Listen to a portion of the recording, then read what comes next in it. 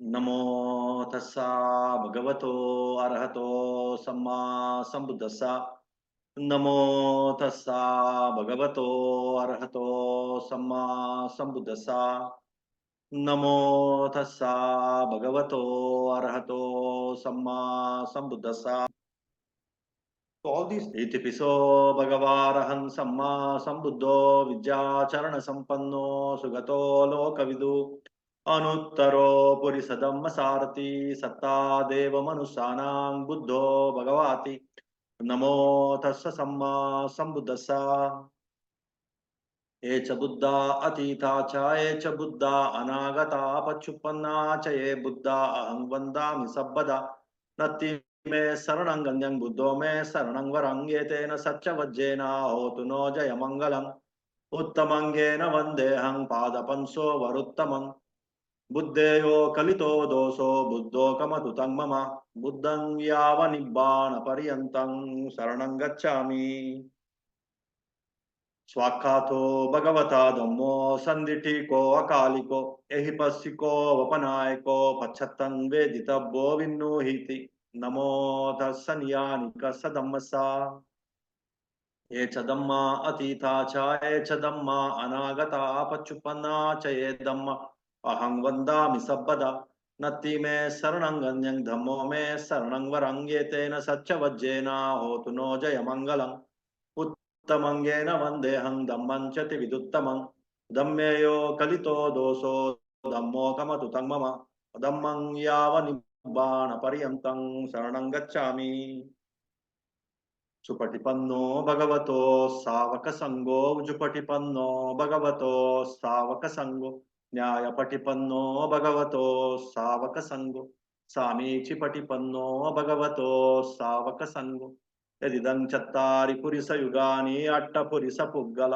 एषा भगवतो सावक संगो आहुनेयो पाहुनेयो दक्षिणेयो अंजलिकरणीयो अनुत्तरं पुण्यकेतं लोकस्साति नमो तस्स अट्ट अर्य पुग्गला महासंगसा ये च संगा अतीता च ये च संगा अनागता पच्चुपन्ना च ये संगा अहं वन्दामि सब्बदा नत्ति मे शरणं गण्यं संगो मे शरणं वरं एतेन सच्चवज्जेन होतु नो जयमङ्गलम् उत्तमङ्गेन वन्देऽहं संगं च विदुत्तमम् संगेयो कलितो दोषो संगो कमतु तं मम संगं यावनिब्बाण पर्योषण a kind of connection, kind of surrendering also to Buddha, to his teachings, and to his community of disciples.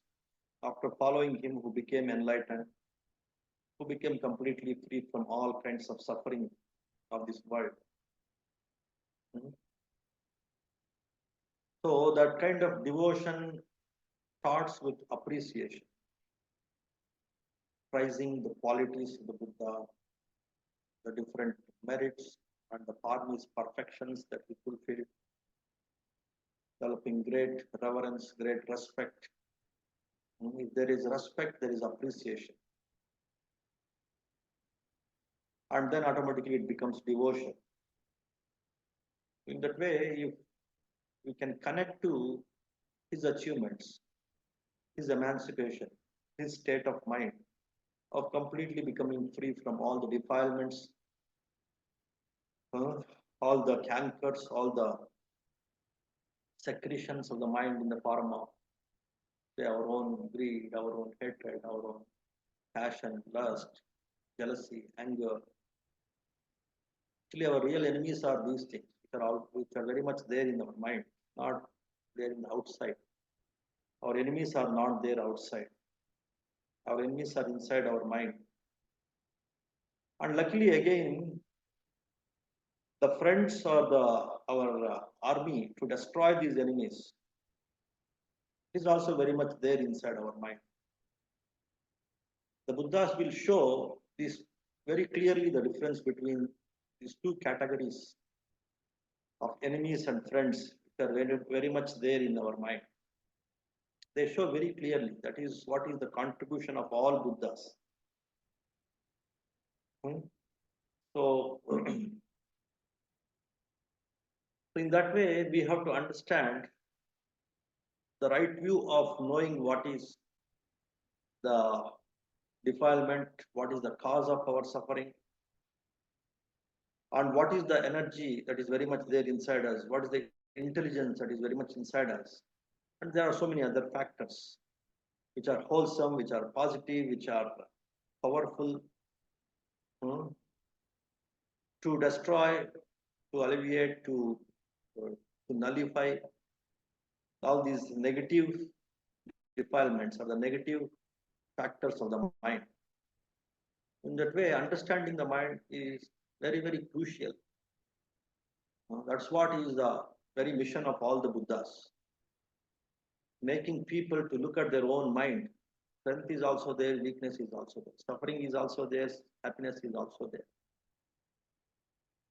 Understand where is suffering, how it arises in the mind. Understand where is happiness, how it arises in the mind, and thereby destroy the suffering and the causes of suffering. That's what is the essence of all the Buddhas, the teachings of all the Buddhas.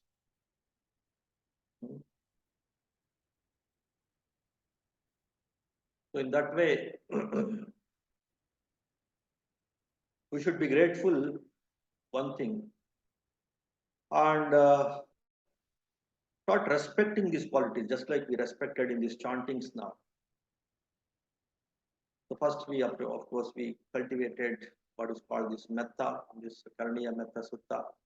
And before that, of course, we appreciated Buddha, Dhamma, Sangha, and started prizing the qualities of Buddha, qualities of Dhamma, qualities of Sangha.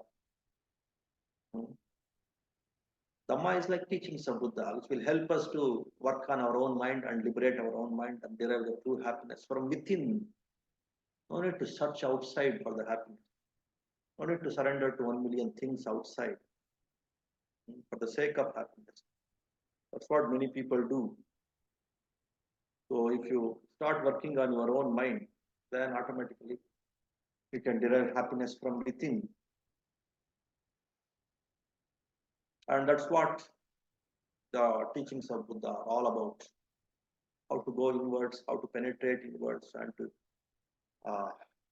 derive this knowledge of fixing our suffering with our wisdom, thereby realizing the true happiness. That's what is the Buddha's teaching, and that is what is Dhamma. All these teachings are around this right view only. Understanding right view is understanding Dhamma. Progressing in right view is progressing in Dhamma. And those who understood this right view, comprehended this right view, and thereby emancipated their mind, they are the community of Buddha. That is Sangha. The Arya Sangha is actually, it's both the monks, nuns, and also the lay people. So if they have completely developed the right faith in Buddha, without right faith, you can't lend your ear to the teachings of Buddha. That is the problem. That is the key. That's why one should understand the importance of right faith. Yes, this is the path. Though you may not be very clear, but at least intuitively you should feel with some little intelligence, little understanding, little sensitivity, little surrendering. Yes, it seems there is some sense in this path, in the teaching. Actually, each and every word of Buddha, it's about freeing the mind. That's what is the thumb rule given by Buddha. If you develop some kind of doubt about whether it is my teaching or it is not my teaching, then you just see the teachings. Whether the words, the teachings, if it liberates your mind, it frees your mind, and if you derive some joy of freedom, the true joy of the true happiness of freedom, then it is my words. Then authoritatively can follow this. So in that way, with some little wisdom, little surrendering, little opening of the eyes, little opening of the ears, if you develop intuitively some interest in Buddha's teachings, then you can derive some joy, some happiness, some peace, some contentment. And that is what That's where your right faith has started. Then by knowing the qualities of the Buddha, the life of Buddha, how he conquered the mind so authoritatively and became Samma Sambuddha, for the sake of not only conquering his mind and freeing his mind, but also help millions and millions of beings, not just humans, even the divine beings, karmic beings also, to emancipate their minds, to liberate their minds, and to become absolutely free and progress in that path of true happiness. He helped millions and millions and billions of beings. That way, all these things, of course, it's not like some kind of unnecessarily prizing, like some kind of hero worship, which leads to some kind of fanaticism. No, some kind of in many religions that we can see. That's why many, even little wise people, they're scared of faith. They're scared of even these words, faith and surrendering and worship and praise and appreciation. They're a little bit scared because in the name of religion, in the name of faith, in the name of worship, in the name of even respect and appreciation, people are getting cheated. That is one thing, one risk. The second thing is the people are becoming blind followers, blind worshippers, blind supporters. And they are destroying themselves, they are destroying the people around them, they're destroying in the name of religion, in the name of support, in the name of worship, in the name of faith, and the name of good, wrongly interpret the good and destroy people, destroy others who don't follow their faith. That this hangama, this nonsense is going on in the world from time immemorial. It is very much there. But a person with a bit consciousness, bit conscience, and bit sensitivity, a bit intelligence, you can understand the very first point of the right view. Yeah, working on only body, simply building the body or satiating the senses, all the five physical senses, or inflating one's ego. People they look for happiness in these inferior things like bodily satisfaction, bodily comfort, satiating the senses, uh, satiating the ego satisfaction, uh, getting some power, some name and fame, some popularity, or some getting some sensual pleasures through some wealth, some riches. mm. But they end up in so many other problems, mental problems, health problems, so many issues. And there is one more set of people who simply in the name of God, name of religion, name of spirituality also, they forget about the basic responsibilities of the life. And more than that, which will help them to take care of their body and the livelihood and the dependents. They forget about that. That is one thing. And the second thing is they forget about the mind, how to cultivate the mind. In the name of surrendering, in the name of bhakti, in the name of spirituality, that risk is also there. And avoiding these two extremes, working on one's own mind, that is right view. This point about the right view is good enough for even a person with little intelligence, uh, with little sensitivity to appreciate this right view. And again, surrender to this right view. Again, let me progress in this path. Let me give my more time, more energy, more resources, more intelligence, everything to understand, progress in this path and derive the true happiness through right view meditations, right view from physical actions, right view mental actions, right view verbal actions, like right speech, right actions, right livelihood. All these things automatically a person will develop some. Right view is a trigger to think rightly, to meditate rightly, to speak rightly, to act rightly, to take up the jobs of the right livelihood in the right way. All these things will be triggered if you know this right view, a bit of right view. Just now I told, yeah, simply working on the body and the senses, it will not really give me the true happiness. If I try to fix one sense, if I try to satiate one sense, some other sense which will start craving. start torturing me. And the body is, of course, it's always changing. If I try to fix one pain in the body, some other pain will start. Hmm. So simply depending on the body for the happiness, it's not the right thing. And simply depending on some of these unknown things, in the name of devotion, in the name of energy, in the name of bhakti, in the name of energy systems. That's what many yogic systems, they're bothered about energy. So energy systems, energy meridians, energy centers in the body, how to activate them, how to derive more energy. Energy is required for action, for success, for domination, for power, and even for some happiness, some lightness, some happiness in the body and mind. But that is not the ultimate. That Buddha realized. He practiced so many yogic systems. And he realized the problem is in the mind. Though you activate, you open up different energy chakras, energy meridians in the body. But again, if the mind gets corrupted with greed, headed delusion, ignorance, of not knowing the friends and the enemies in the mind and not fixing the enemies of the mind, the friends of the mind, then these energy chakras or these centers or these meridians, whatever you open, again they get corrupted.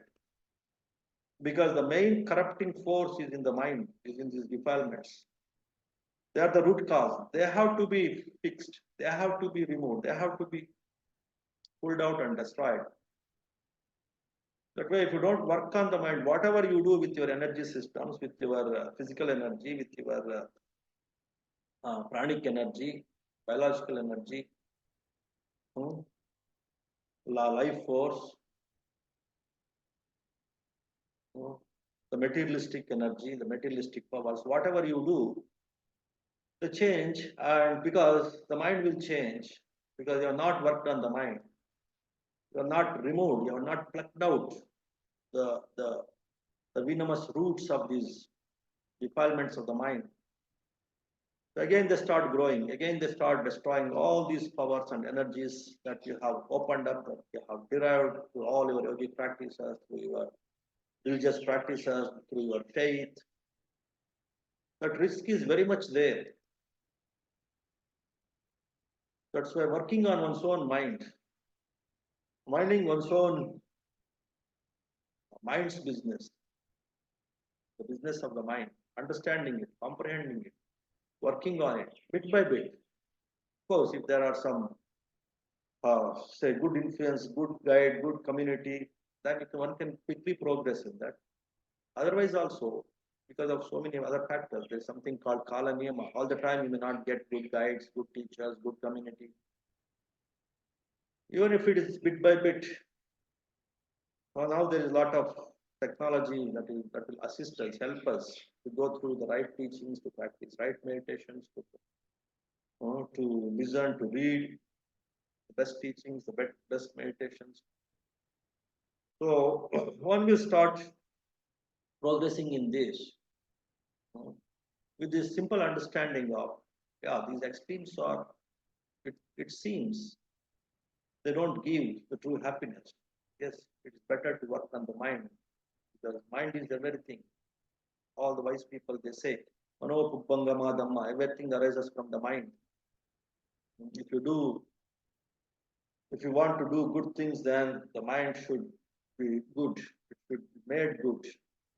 Automatically, a good mind will trigger the good actions, good speech, success, happiness, everything. If the mind is corrupted with a lot of defilements, then it will trigger wrong actions, wrong speech, failures, problems, tension, suffering.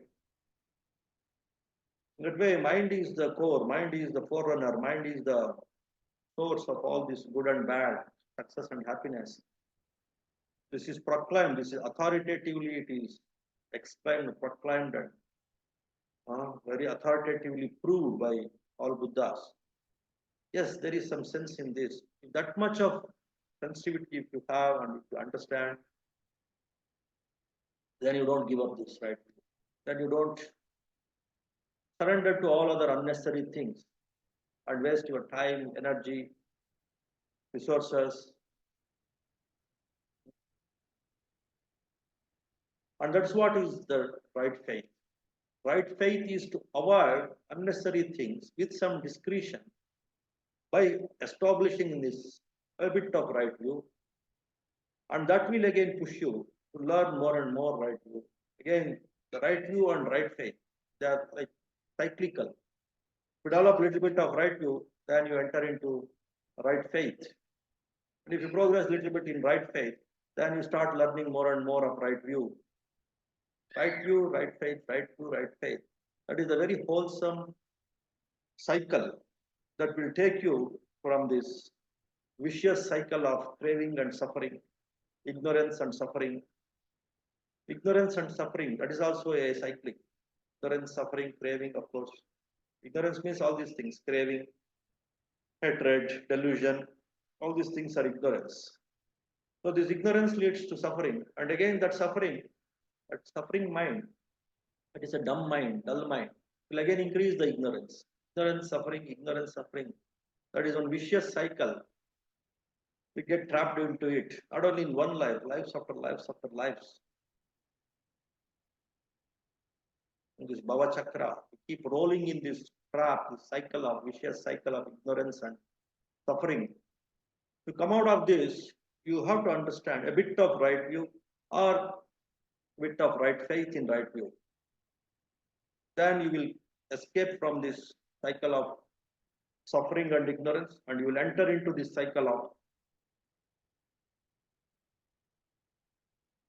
right view and right faith. So if you have right faith, it will trigger you to work more and more on right view, to develop more and more right view. Then definitely your right faith also becomes more and more. In that way, you will roll, and maybe in one life or maybe in 1 year, or if this understanding of right faith, right view, this cycle is quite powerful, then you can liberate based on your merits, based on your perfections, based on your previous lives' achievements in this path. We may get liberation in a moment also, that's possible. Of course, one need not be too ambitious. One should simply focus on the path instead of worrying about where I will reach. The very path, that very present moment, where you are completely imbued with right faith and right view, that itself gives tremendous happiness, tremendous freedom. That itself is very much enjoyable, very much appreciable, very much soothing, very much relieving from a lot of stress and the nonsense of the world. So in that way, a bit of right view and surrendering to it, liking it. For surrendering, there should be a kind of appreciation, a kind of rejoicing in that knowledge, in that path, in the techniques of right view, or right view meditations, or right actions, or right speech. When you speak truth, you can experience there is a lot of joy. When you save some life, when you don't destroy life, then there is a lot of joy, a lot of inner joy you experience. Or when you are generous, then you experience tremendous joy.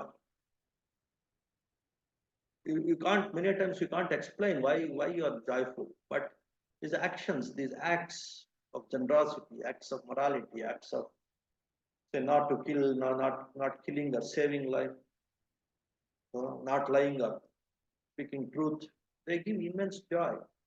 Again, a sensitive person, he will understand this. Yes, now I'm working on the mind. I'm destroying my greed, my hatred, my delusion by speaking truth. By lying, why I lie? Generally, I lie because either of my greed, or because of my hatred, or because of my delusion. Because of three reasons only, I lie.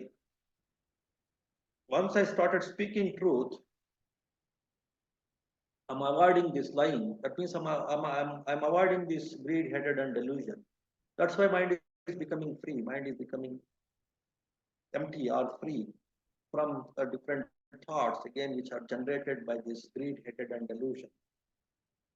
That way, each and every step of the so-called meritorious actions like this generosity, if you offer, I remember when I was very young, many people, hundreds of people, they have given a lot of some small incidents that happened in their life, offering something to some person. It has given tremendous joy, and it can be remembered whole life. And when you remember that very incident, it gives immense joy. All your stress will go away, all your tension will go away. One person in Bangalore, he was telling me, he was in complete depression, and he offered some food to one old lady, and that gave him immense joy that he could forget about his depression for 1 week. He was so joyful for complete 1 week. Just that simple act of generosity, where mind has become free from a little bit of attachment of me, myself. Okay, let me offer something to someone. That very giving up, that very, like say, letting go of me and mine and just offering to someone. How much true joy I derive, it is like say immeasurable. That's what he was telling me. In that way, of course, I can give hundreds of examples.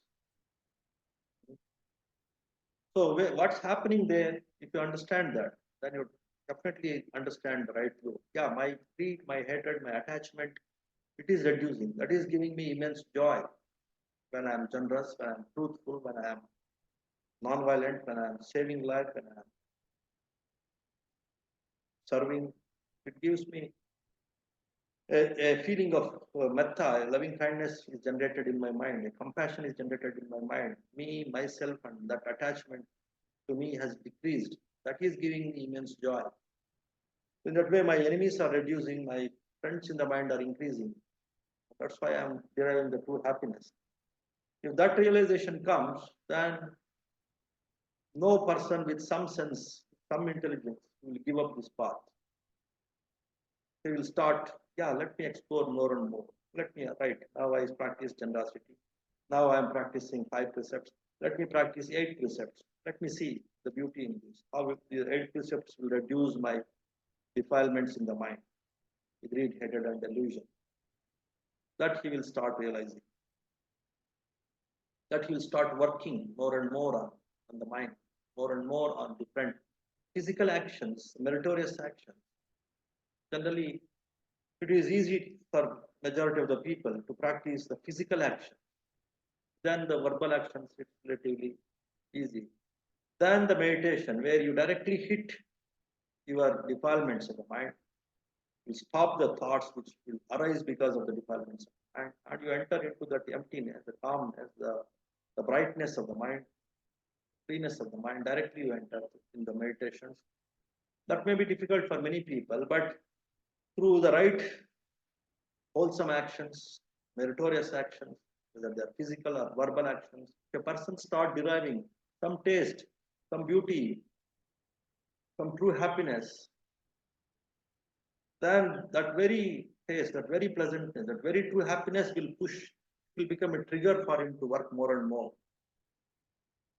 to progress in meditation, to progress in service, serving the right cause, right vision, right mission of promoting this kind of teachings, meditations, and then learning some more techniques of these meritorious actions. There are so many other meritorious actions like Pattidana, Pattanamodana, both of them can be called as Punyanamodana.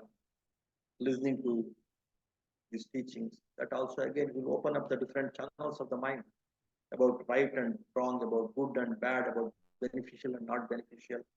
A lot of clarity we will start getting. Different dimensions of the mind will start opening up.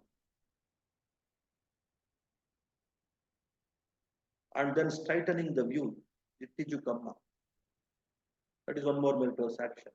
By practicing this right to meditations, one can start straightening his view. He will come out of the wrong views, wrong influences, wrong beliefs. Many of them. Actually, almost all belief systems in the world, they are wrong belief systems. They fall into the extremes. It is only the Buddhas they discovered the right view, and based on that right view, right belief systems. I'm not simply boasting, very authoritatively, by thoroughly going through all the different views. I'm expressing this very authoritative that this is what is Buddha's teaching, which is absolutely authoritative, perfect. There is no need to step back. There is no need to look back. In that way, through this kind of inspiration, say talks or uh, some quotes or some inspiring words from the authoritative masters, or through books, through teachings, through meditations, through right community, start getting the glimpse of this right view, then definitely you develop more and more right faith in this, and you start exploring more and more, whether it is through meditations or through these meritorious actions, different kinds of meritorious. There are indirect way of fixing the mental defilements, the different meritorious actions like generosity, morality, the 5 precepts, 8 precepts, 10 precepts. We keep progressing in that. Indirectly, they will fix you. You practice one moral precept. It is fixing your greed, hatred, and delusion. It's reducing your greed, hatred, and delusion. That's why you're deriving the true happiness. That very true happiness is a trigger. It's a motivation. It's an inspiration for a person to go more deep and deep, deeper and deeper, more deep into these moral practices, into these meritorious actions. In that way, one should understand the connection between the right faith and the right view. कुछ लोग हिंदी में बोलने के लिए पूछ रहे थे, right faith मतलब श्रद्धा, सही श्रद्धा, सम्यक श्रद्धा। श्रद्धा किसका ऊपर रखना है? कुछ टेम्पररी चीज के लिए, कुछ पाने के लिए, शरीर के लिए खाने पीने का, शरीर के लिए कपड़ा, अलग अलग चीज चाहिए, उसके लिए कुछ चीज का ऊपर, एक आदमी का ऊपर, एक रिलीजन का ऊपर, एक पावर का ऊपर श्रद्धा रखने से वो सही श्रद्धा नहीं होगा, क्योंकि वो टेम्पररी है, वो क्षणिक है, वो थोड़ी देर के लिए है। जो पाया है वो खत्म हो जाने का बाद में अगेन टेंशन आता है, अगेन क्रेविंग आता है, अगेन लोभ आता है, अगेन मन में लोभ का सेटिस्फैक्शन नहीं होने से द्वेष आता है, द्वेष में कुछ नहीं होने से मोह, अज्ञान और भी बढ़ते जाता है। ये तीनों, लोभ, द्वेष, मोह, एक साइकिल जैसा है, एक को एक पकड़ के साथ साथ में जाता है। ये चक्र, ये लोभ, द्वेष, मोह का चक्र, ये नाश करने के लिए ये राइट व्यू, मन का अच्छा क्या है, बुरा क्या है, मन में कुछ शत्रु क्या है, मन का मित्र क्या है, मन का ऊपर काम करने से राइट व्यू बेस्ड कुछ अलग अलग प्रैक्टिसेस जो है, राइट व्यू मतलब ये समाधिटी, दृष्टिकोण, सही दृष्टिकोण, मन का ऊपर काम करना, मन को शुद्ध करना ही सही व्यू है, सही दृष्टि है। जो कुछ छोटा मोटा चीज के लिए किसी का ऊपर श्रद्धा रखना सही श्रद्धा नहीं है। मन को साफ करने का ये ज्ञान जो है, ये एक्शंस जो है, ये अलग अलग काम, फील लेना, दान देने को सीखना, सेवा करने को सीखना, धम्मा सुनने को सीखना, पुण्यानुमोदना करने को सीखना, ज्ञान करने को सीखना, अलग अलग ज्ञान, यही मन को ठीक करने का तरीका है। ये मन का ऊपर, मन ही सबका मूल है, इसलिए जो मन को साफ करने का जो रास्ता है, वो रास्ता में जाना जरूरी है। वो रास्ता का ऊपर, वो लक्ष्य का ऊपर श्रद्धा रखने से वो सही श्रद्धा है। Having faith in the path which liberates my mind, which will help me to derive the true happiness from the mind. There, if I keep my confidence, my faith, my appreciation, my connection, my efforts to learn and progress in that, then it is right faith. For some temporary things, for some say ephemeral things, transient things, which absolutely lack clarity, which are like gives very, very temporary happiness. After that, again, the mind gets corrupted with more craving, more greed, more delusion, more hatred. That kind of paths, that kind of teachings, that kind of actions, if I get involved into that kind of influencing people, if I keep my faith in such people, in such actions, in such teachings, then I'll end up in more suffering. I'll end up in more corruption of the mind, then end up in more suffering. In the name of happiness, I get trapped into more suffering. If that discrete knowledge if you have, then definitely you enter into right faith. And that will trigger you to learn more and more of right faith and right view and right view based actions, physical actions, mental actions, verbal actions. The right view based physical actions are this generosity, morality, uh, morality especially not to kill, not to steal, not to indulge in sexual misconduct, not to take intoxicants. Then right verbal actions are not to lie, not to speak harshly, not to backbite, talk unnecessary things also. All these things is to start avoiding by understanding its implications, its consequences, its repercussions, the after effects of these wrong speech, wrong actions. So in that way, we'll start entering into the right view based actions, whether physical actions or verbal actions, meritorious actions, and then the mental actions also, like meditations and all, to start practicing. सही श्रद्धा बढ़ाते बढ़ाते सही दृष्टिकोण, सही ज्ञान में आदमी लोग बढ़ते जाएगा, सही ज्ञान आते आते सही श्रद्धा भी बढ़ते जाएगा. ये सही चक्र है, ये सही तरीका से मन को, जिंदगी को लेके जाने का तरीका है. कुछ छोटा मोटा चीज के लिए बहुत लोभी बनना, बहुत द्वेषी बनना, बहुत अज्ञानी होके छोटा मोटा चीज के लिए वो चक्कर में गिर जाने से वो भव चक्र है, वही अज्ञान का चक्र है. उससे बच के एक ज्ञान चक्र में, ये समाधिति का चक्र में, समाधित्य और सम्मा श्रद्धा, सही श्रद्धा और सही ज्ञान, ये चक्र में आना बहुत बहुत बहुत जरूरी है. So in that way, you should understand the connection between this right faith and right view. Don't ignore right faith. Many people, we know Buddha's teaching, we know Four Noble Truths, we know Noble Eightfold Paths, we know we have read so many books, but they don't get that inspiration to practice. Simply at the intellectual level, knowing it will not help you to practice these things. Even a small action like a moral action, you don't feel like practice. There is no inspiration. There is no, even I have seen many people,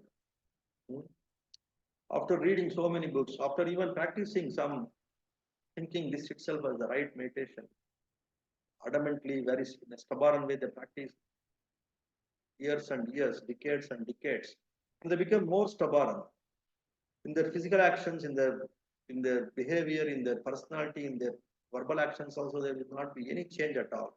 They look more rigid, more stubborn, so more selfish also, more proud and arrogant also. So that's why I used to tell all our right view meditators in any program for that matter, bring in the balance between these right actions, whether it is right physical actions and right verbal actions, with this right mental action, the meditation, along with, of course, your intellectual knowledge. Intellectual knowledge about the teachings, it should be given the last priority. The first priority should be given to these right mental actions like meditations, right view meditations, right physical actions like these meritorious actions, and also verbal actions, the right speech, Again, it comes in the meritorious actions. These things should be given actually higher importance.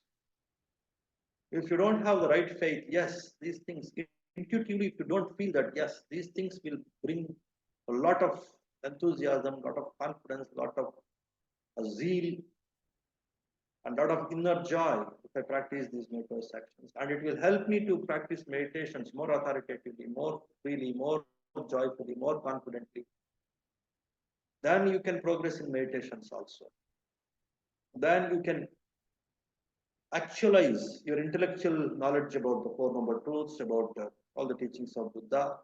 When you plunge into actual actions, the, the right physical actions, the right mental actions, the right verbal actions. Without this, whatever we know, it will simply, it will inflate our egos only. It will inflate our pride and we know many things. We know itself is a big enemy. In meditation, in all these actions, actually, so that burden will reduce to a great extent, and that's how you derive the true joy.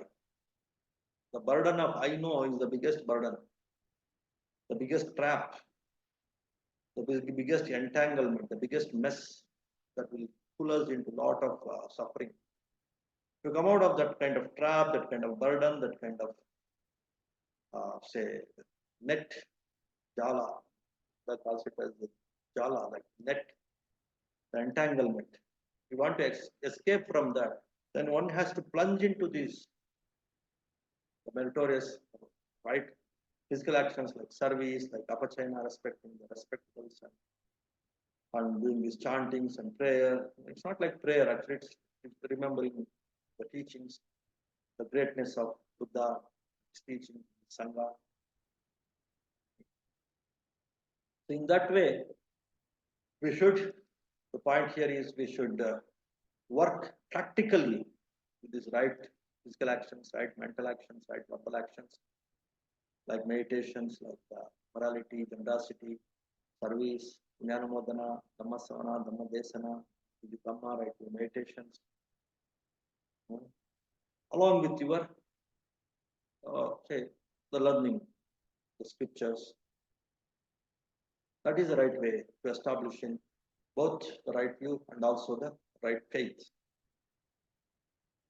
Okay.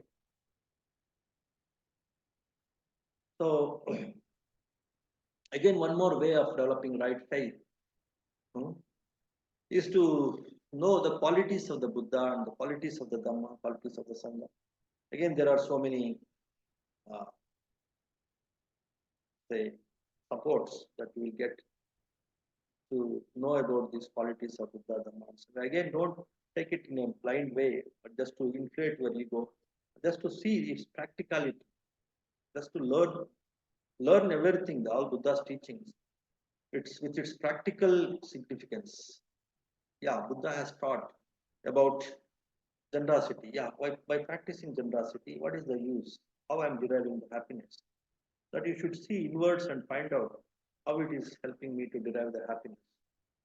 He sacrificed many things in his life. Everything he sacrifices for the sake of one animal, one ordinary person.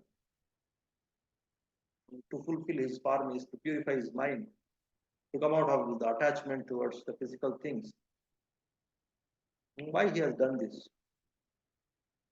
Oh, it will liberate my attachment to these physical things. Thereby, it liberates my mind from greed, hatred, and delusion and attachment. The mind also it liberates. That's why he practiced. Oh, let me also practice. That way, we should be inspired by the actions of Buddha and the teachings of Buddha to experiment to see in your own life. Then you develop right faith, then you develop right view, and then you progress in this path. Simply for the sake of intellectual excitement or entertainment. Many times, spirituality also like an entertainment, prizing the virtues of the spiritual leaders. They take it as an entertainment. Sometimes they use it for so many other political and social reasons also. But one's own welfare, one's own mind purification, if you use, then then you will definitely enter into right faith, and then you start learning more and more of right view. You should be an enthusiastic aspirant of true happiness. Then only in a balanced way you will establish in right faith and right view. Simply for the sake of some petty reasons, some petty political or social reasons, or some vested interests, some ego impression, some cheap things. If you start reading Buddha's teachings, then it simply inflates your ego. That's all. In no way it helps you, and rather it corrupts your mind many times. So all these, the life story of Buddha, his achievements in the life, and all the Buddhas, life stories of not only Gautam Buddha. There are so many Buddhas. At least some 28 Buddhas are mentioned in the scriptures. Their life stories, the life stories of Buddha's disciples. That is also quite inspiring. Next, of course, the teachings of Buddha. Again, it is like say compiled in so many volumes. Each and every word inspires me. I appreciate each and I completely like it fills each and every word of Buddha. It fills, and each and every anecdote in the life of Buddha. It is eye-opening. It liberates a lot of ignorance. It will just say destroys a lot of ignorance in the mind. And today's significance, that is again one more very special, very unique to Buddha. His enlightenment, his birth, and also his great demise. It happened on this day only. This you can't see in any other teacher, spiritual leader, or spiritual teacher. The birth, Vaishak Purnima, the month of Vaishakha, certainly comes in this month of May. And then his enlightenment happened on the same day, Vaishak Purnima day. And his great demise, what also happened during this Vaishakha Purnima day. So you don't see such a kind of coincidence in the life of any other master in the world. Of course, that is one thing, one interesting thing, and that's why it carries more meaning to remember the entire life of Buddha from birth to the great demise, including this crucial stage that is the enlightenment.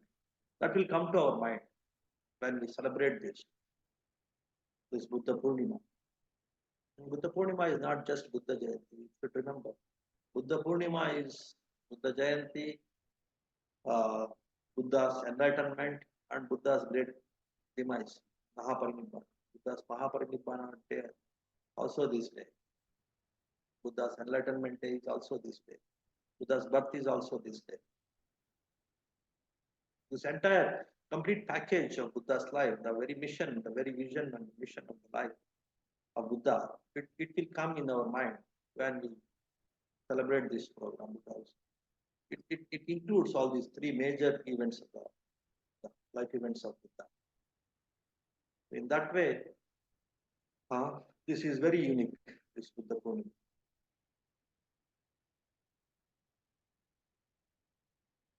And even the birth is also with a very skillfully, very systematically, very consciously Buddha's take birth. Selecting the moral parents, selecting the right place, selecting the right family also. Some 6 factors they look into, the 8 factors they look into. Minimum 5 factors, sometimes 8 factors they look into to take the birth. All these factors, if you see, why Buddha has chosen the morality, moral parents. The moral parents are the wise parents. And why some influential family? Because his mission is to teach, and he takes birth from an influential family, then his mission will be fulfilled.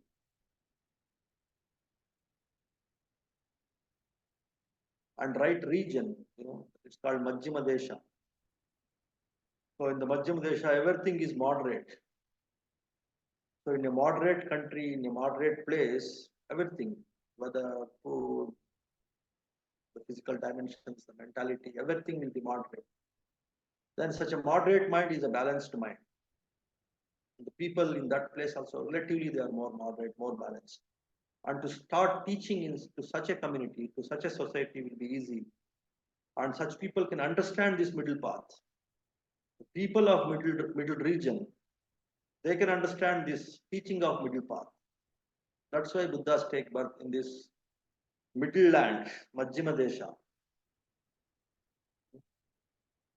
All the physical features, intellectual features, emotional features, if you see, there's an absolute sense in this. The people in this middle land, they have that moderation. They have that that you can see. It's not like say, don't say now if you say teach this to some people, some Westerners and all, it's like racism and all in that way. It's like racist, something like that they may say.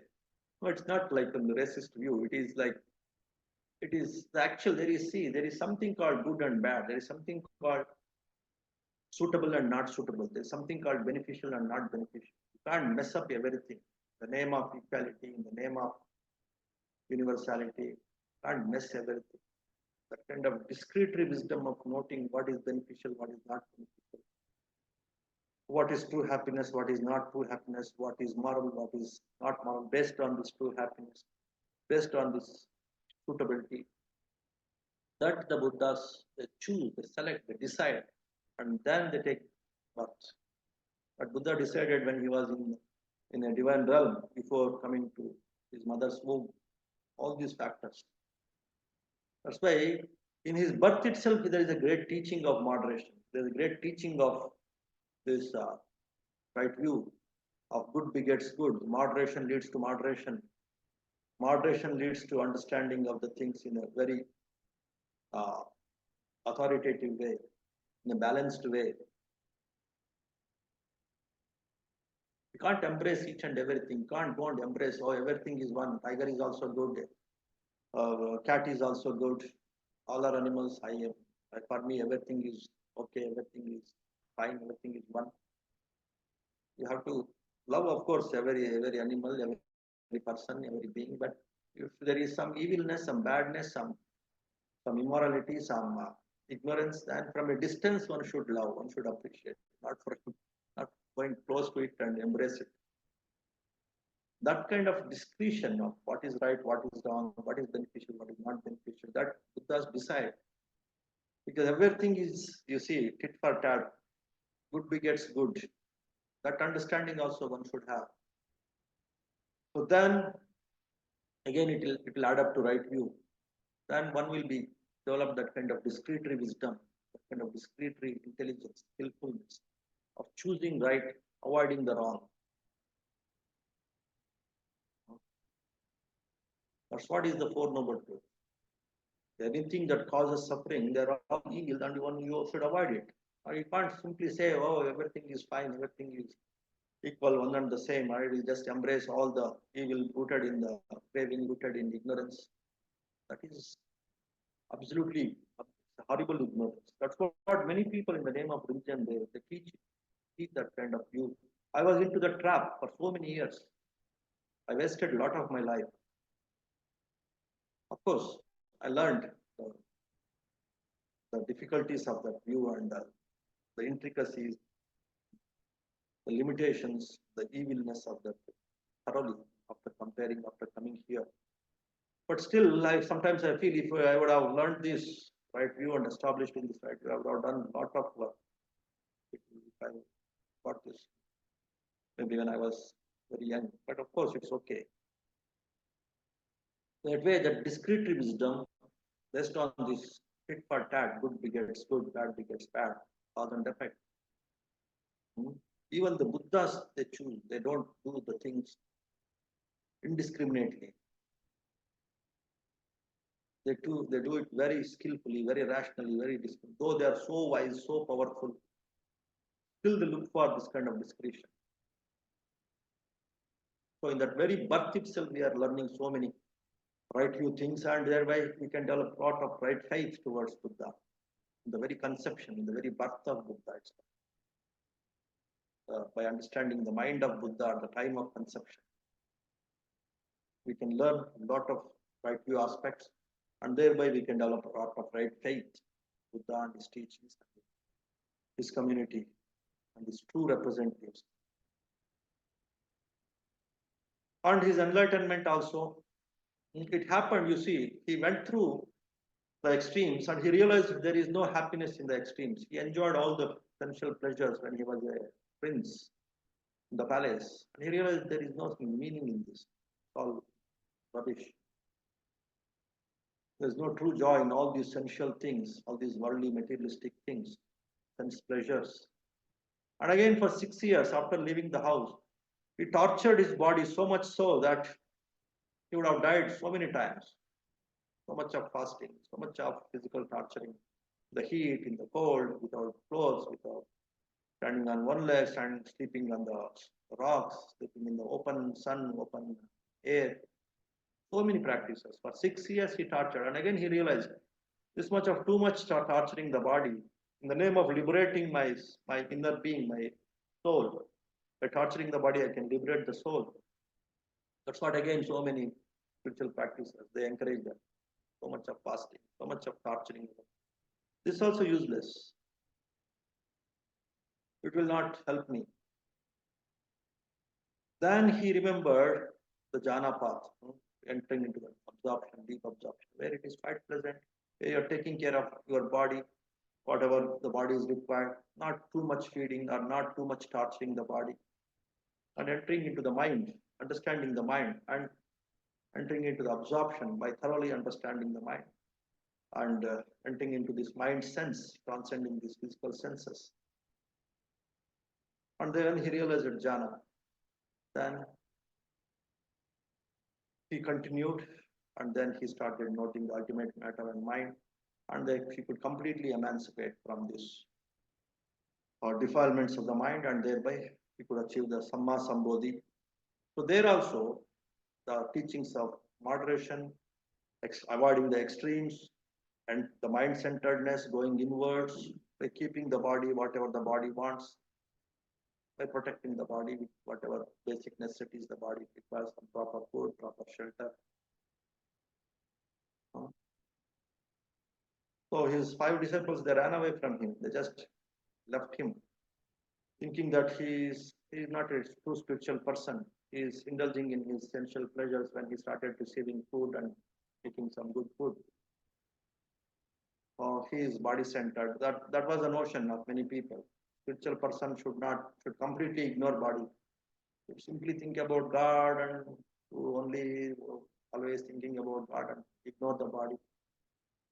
Absolute ignorance. That Buddha realized. He came. I understood this importance of moderation after he listened to one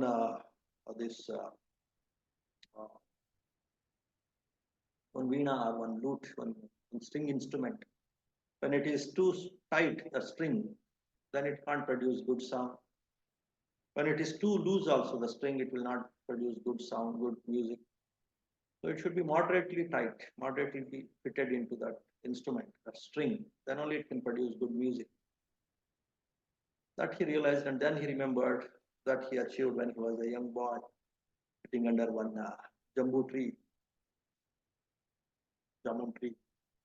And he realized that actually that going inwards and again he remembered that all these futile, all these 60 years practice, futility, unnecessary waste. He realized the extremes are waste. That's what he realized. And then when he entered into that right moderation and the right mind-centeredness, going inwards in the mind, then he started all steps of liberation, started realizing all the stages of enlightenment. Within 12 hours, he became completely enlightened on this day, Vesak full moon day. So that also teaches us so many things.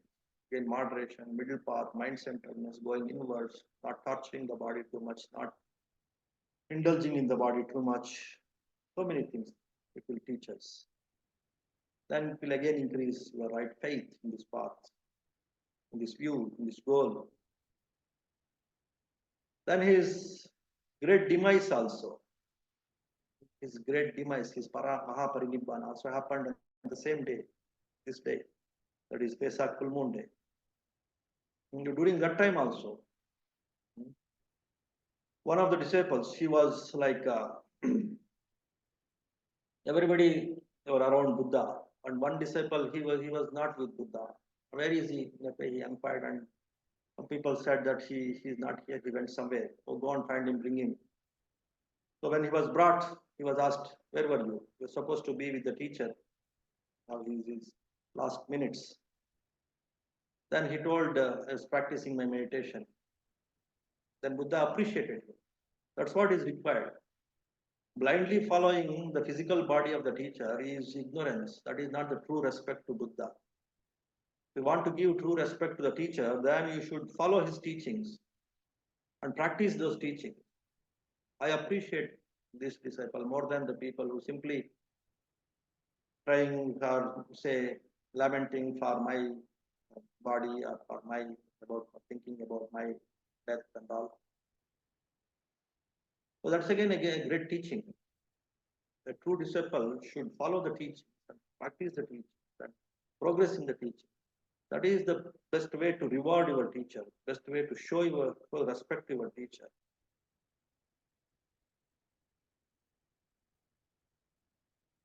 And again, one more disciple he came and he wanted to learn from Buddha. And one of the chief attendants, of course, he is the main chief attendant, Ananda, Venerable Ananda. He said, no, now he can't teach. Buddha is in the last minutes. No, I don't depend on the people like you, they were the disciples. I want to directly learn from Buddha. Then Buddha asked him to allow him to come and meet Buddha. Then he came to Buddha and he requested Buddha to teach. And at that time also Buddha taught him. He understood what he wanted and accordingly he taught him and he became an Arya. He could realize enlightenment. So again it shows the very mission of Buddha is to teach each and everyone, even at the last minute, the time of death also. That again inspires us what he taught. Let us learn this. So much is dedicated for the cause, for his mission, for his vision, or to teach. Why can't I learn? That again inspires. That way, at the time of death also, there are so many inspiring things that happen. Like these two things I told you. And he given the last words of Buddha.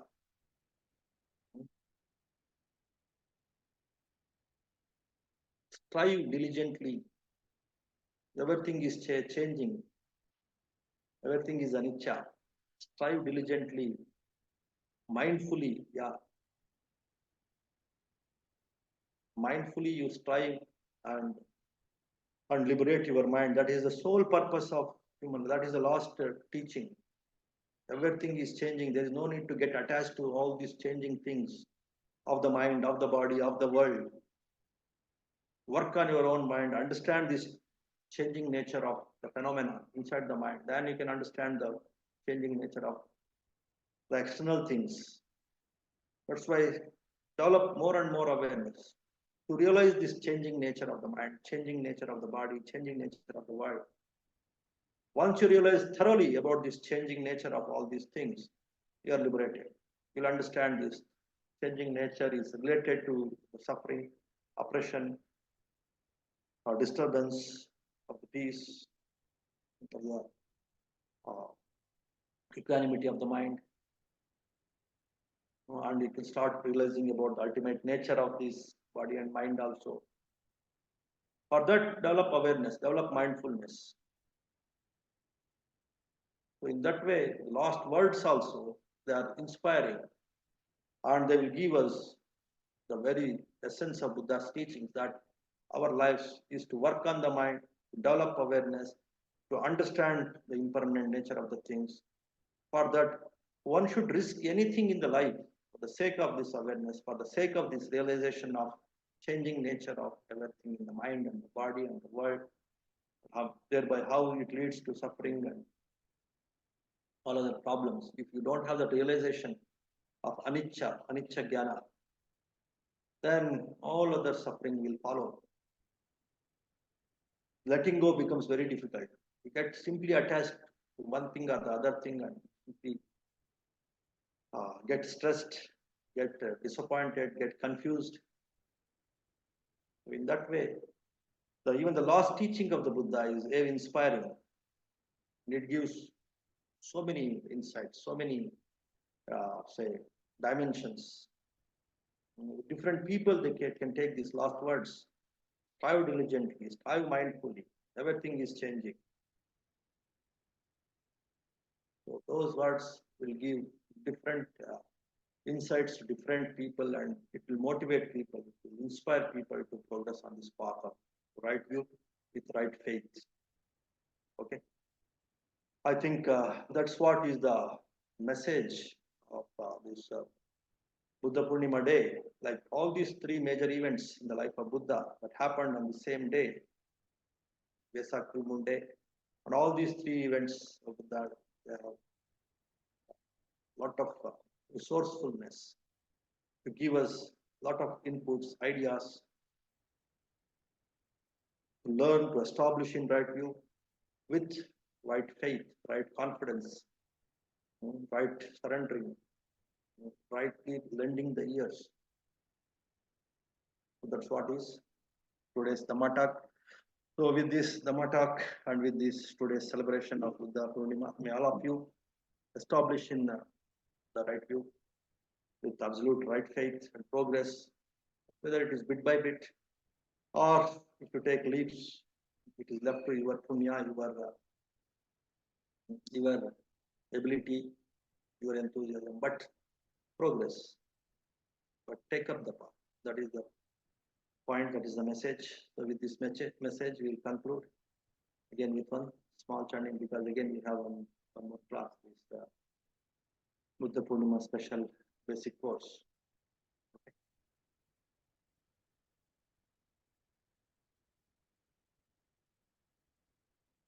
Okay, we will conclude with one small chanting. भवतु सर्वमङ्गलं रक्षन्तु सर्वदेवता सर्वबुद्धानुभावेन सर्वधम्मानुभावेन सर्वसङ्घानुभावेन सदा स्वस्ति भवन्तु ते सुखी भवेयन्नि दुःखो अहं नित्या अहं विया पिता च मे सुखी होन्तु मज्जत्ता च तवेरिनो इमां हि गम्मन्ते धम्मे सत्ता होन्तु सुखी सदा ततो परं च रज्जेषु चक्रवालेषु जन्तुनो सब्बे बुद्धा बलपाता पच्चेकानं च यं बलं अर्हन्तानं च तेजेना रक्तं बन्धामि सब्बसो सब्बे धम्मा बलपाता आर्य सच्चनं च यं बलं धम्मचक्रस्य तेजेना रक्तं बन्धामि सब्बसो सब्बे संघा बलपाता विमुक्तानं च यं बलं शासनस्य तेजेना रक्तं बन्धामि सब्बसो तिमिना पुण्यकमेना मामे बालसमागमो सतं समागमो होतु यावनिब्बानपत्या इदं मे पुण्याकमं आसवक्तयं वहं होतु सब्बदुःखापमुच्यतु निब्बान संपच्चयो होतु. साधु साधु साधु साधु सुखी होन्तु, मंगल हो. May all of you be happy, healthy and peaceful. May all beings also be happy, healthy and peaceful. May all of you progress in this right view, right faith. May all of you be successful in treading this path. Sukhi Hontu, Mangal Ho, Bhavatu Sarva Mangala.